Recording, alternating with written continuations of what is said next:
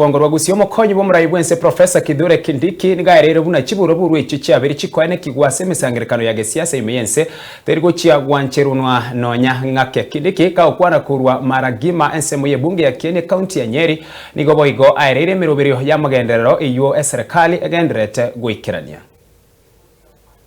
We will not allow anybody introducing violence in central Kenya, in any part of Kenya.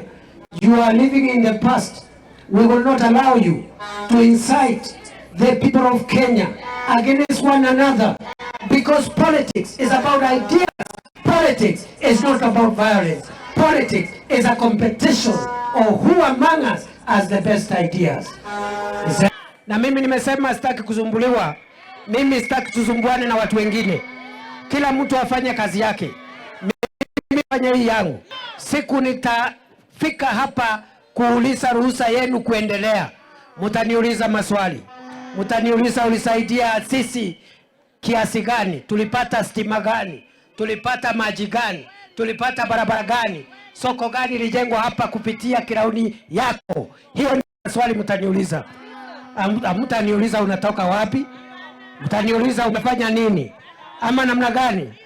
Kwa hivyo mimi niko serious na mimi niko busy. Na sitaki kusumbuana na watu.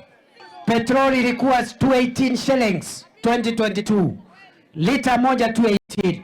Nyinyi ni washahidi. Kila mwezi serikali imekuwa ikiteremsha bei ya petroli. Shilingi 3, shilingi 4, shilingi 7, shilingi 2, shilingi 3.